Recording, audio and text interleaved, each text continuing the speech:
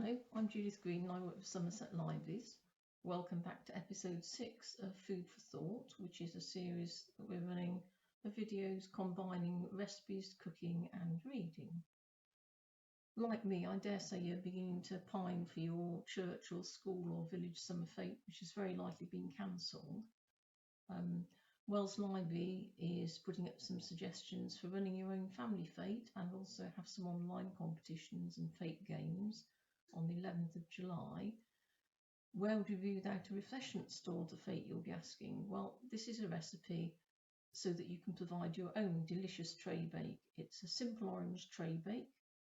It makes 24 pieces. It has a lovely flavour and it will keep for up to 2 weeks in a sealed tin as well, so what's not to like? To start off with, you'll need a tin, ideally lined with non-stick baking parchment like this. Otherwise, line it with greaseproof paper which you've greased. You'll need the tin size, is 25 by 18 centimetres. It can be a little bit bigger or smaller. It needs to be reasonably deep because you get nice thick slices with this. You need to preheat your oven to 180 degrees C. And then you want a medium-sized saucepan and you're going to melt some butter. Now I'll read you the ingredients off first of all. It's 115 grams of butter and 115 grams of margarine, or if you prefer you can use 275 ml of plain vegetable oil. It doesn't give quite such a good flavour, but if you're eating it in the next day or two it'll taste good all the same.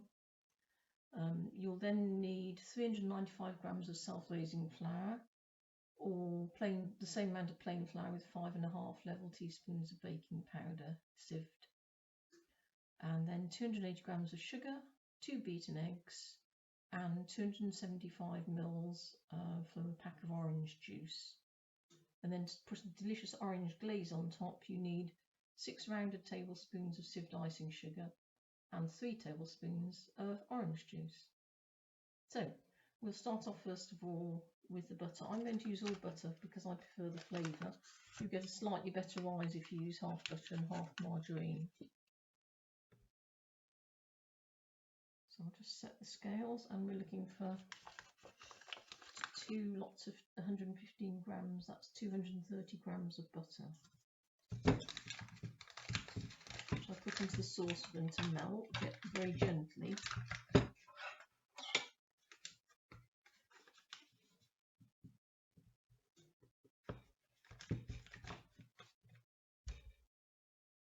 More to go.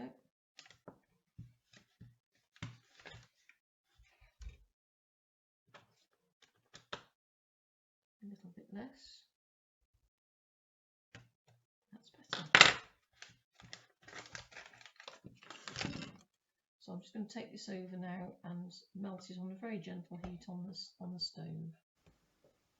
Okay, so here's the butter and it's just melted. It's no more than finger warm. Not hot. So now we want to weigh the flour out. I would recommend sieving the flour. I don't usually bother with sieving flour, but because it's an all-in-one recipe, it'll blend better if it's sieved first. So I'll set the scales. And we want 395 grams of flour.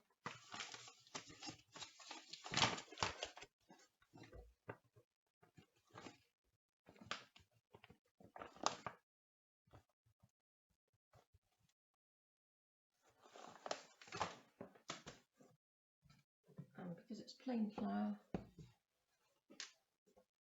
I'm going to put in 5.5 level teaspoons of baking powder. You can just use 395 grams of self-raising flour instead if that's what you have. So that's 1.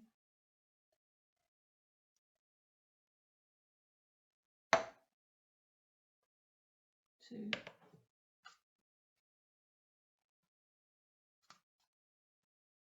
3. 4. 5. And a half. And sieving that will mix the baking powder nicely with the flour too. So I'm just going to take that off the scales and run it through the sieve. Opportunity to make a big mess if you go over the ocean.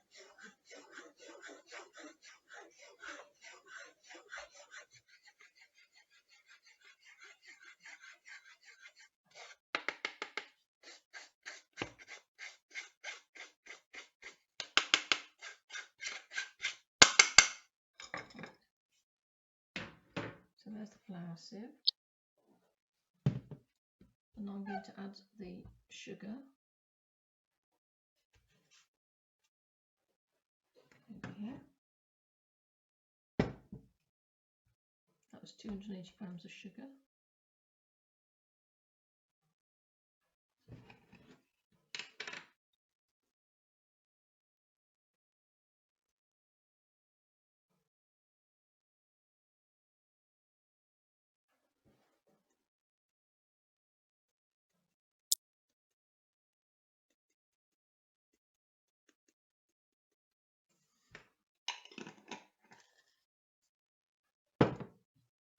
I'm going to measure 275 ml of orange juice.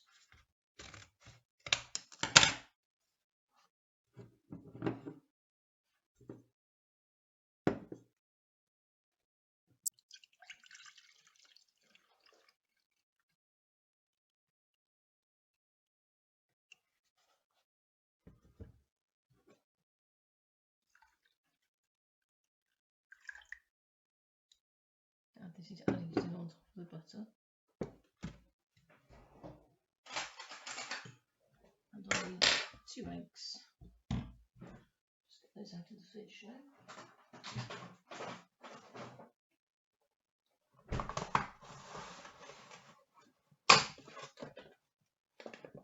I'm going to beat those first because they'll mix in easier if I do that.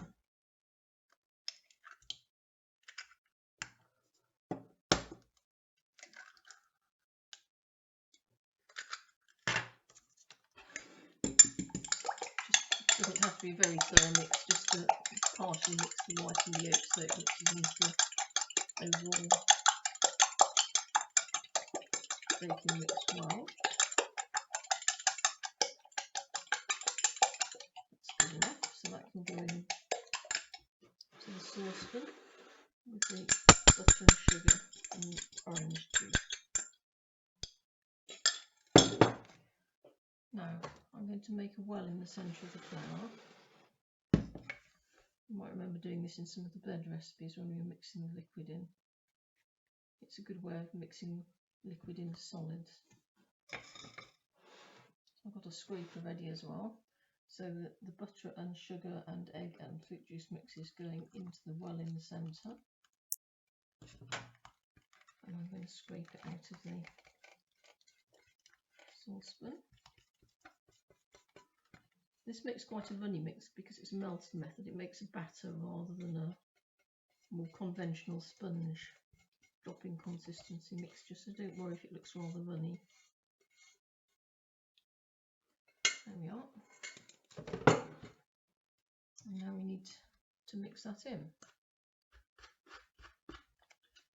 You can use whatever you're most comfortable with, a spoon or beaters or a wooden spoon. Oops, put that inside, it might be a bit messy.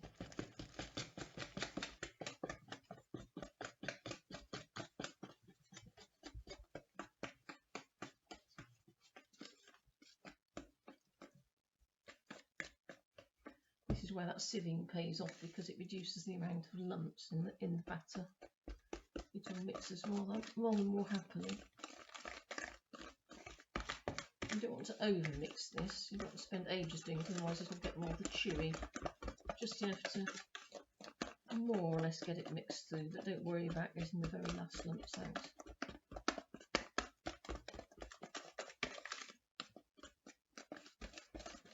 There, that's smooth enough. Now I'm going to pour the batter into the tin. You'll see how runny it is at this stage. There's the scraper.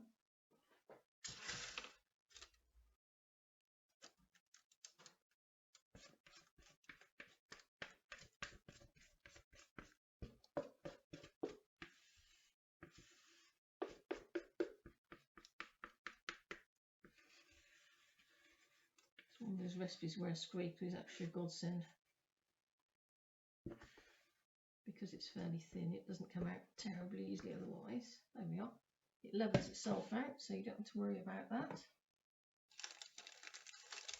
And then that's going in the oven, and it's going to cook for 1 hour to 1 hour 10 minutes. So have a look at it at 55 minutes or so, just to make sure it's not going a bit fast. It all depends on your oven temperatures.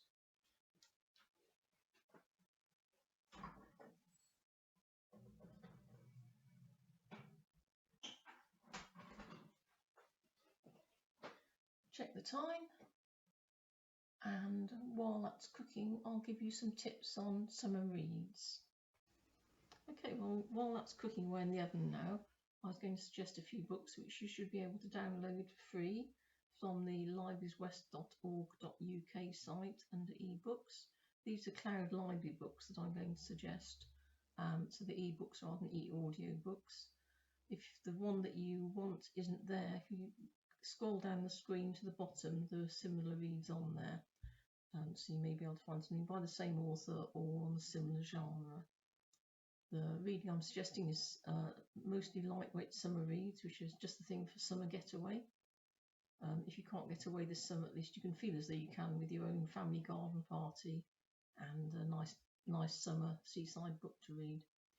The first one I'm going to suggest is A Cornish Summer by Catherine Elliott, which is a great summer read with romance, family secrets and sandy beaches.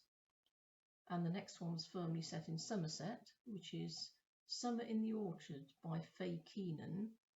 And this is a bit unusual. It's a story set in a Somerset cider business where romance blossoms.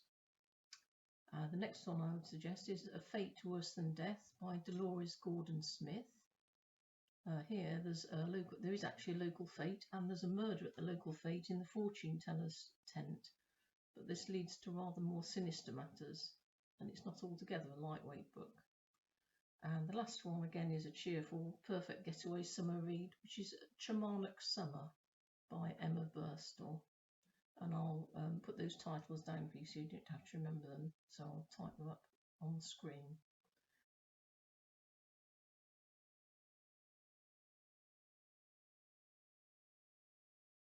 In the meantime, while we're waiting for the cake to cook as well, we'll just measure out the glaze ingredients and then they'll be ready, because the glaze goes onto the hot cake as soon as it comes out of the oven, so you need to have it ready. So that is 6 rounded tablespoons of sieved icing sugar, and I need a sieve for that, which I've forgotten. There we are. So 6 rounded tablespoons, which is actually quite a lot, but it's quite a big cake. 1, 2, 3, 4, 5, 6. You'll see it's quite lumpy, so it definitely repays sieving. If you've ever tried to mix liquids into lumpy icing sugar, it's not much fun really. Definitely worth sieving. So I'm just going to put that through the sieve now and try not to get all the way down my front. Takes a little bit of effort because it's a bit hard, but it's far easier to process when it's dried and when it's all glued up with, half glued up with icing sugar and orange juice.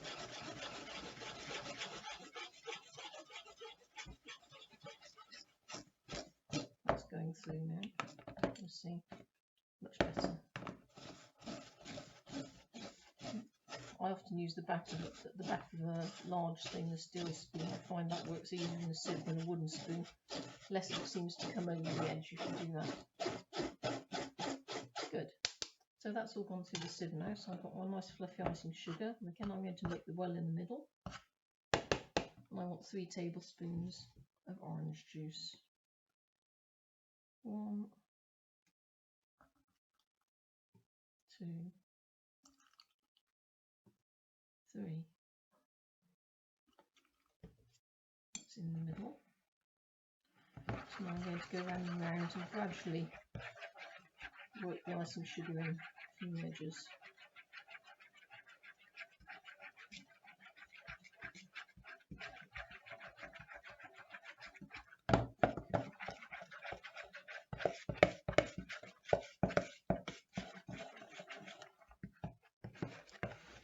little bit lumpy. This is the other advantage of doing it slightly ahead of when you want it, because if there are a few lumps you've missed, if you leave it to stand, they'll generally work themselves out in half an hour or so of soaking. So just aim to get the worst of it de-lumped.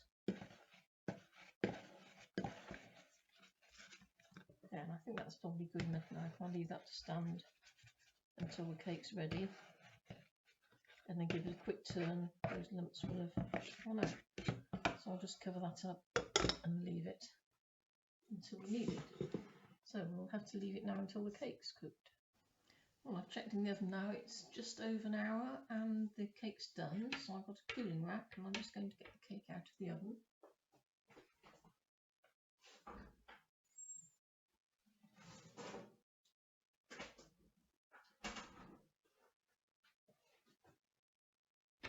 It's quite well done. It springs back when it's touched, and if I put a skewer in, the skewer came out clean. So that means there isn't any raw cake mixture in the middle. So that's still very hot. And now I'm going to put the glaze straight on there so that the heat from the cake dries it out. So there's a few little lumps in there, but if I stir them round now, they should even out. So I'm just remixing the surface fruit juice with the underlying icing sugar mix. That's good. And now you just spread that over the top. Backwards and forwards. Keep it away from the edges because it'll run into the edge anyway. So aim for the middle mostly, and then spread it with the back of the spoon to the edge.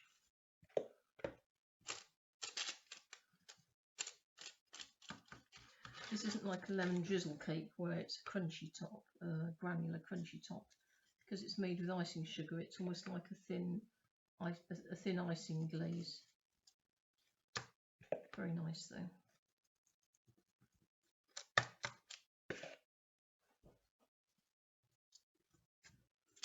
So we're nearly done. Just a little bit left along the edge. Try and get it reasonably covered so there's a glaze over the whole of the top.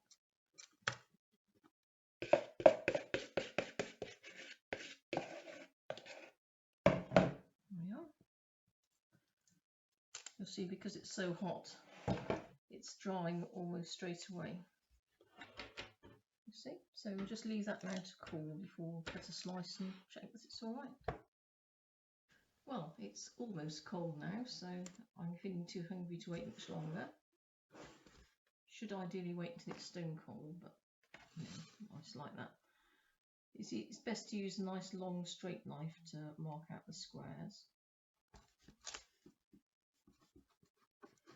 And the other thing is, it tends to keep better if you leave it in the tin, so you can cut it up into pieces, but leave it as a block in the tin, and then put the tin in an airtight container, and then it will keep very nicely.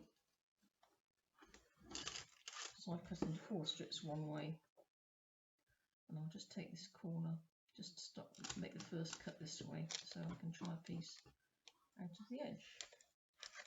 So you see, it does make quite a lot of nice sized pieces. Just put that corner.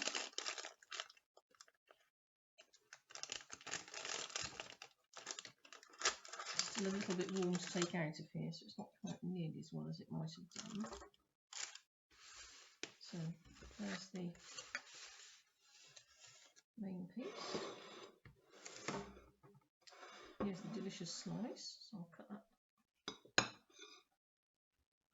until you can see the nice crumb in there. I'm just going to try a bit, not too big a bit because I won't be able to talk. That's very nice. It's lovely with the orange in, and the orange juice keeps it nice and moist as well. So I hope you've enjoyed watching this, and do have a go. Let us know how you get on with your fete. Post any thoughts or ideas or pictures or anything you have on our Somerset Libraries Wells Facebook page. We'd love to hear from you. Till next time, bye.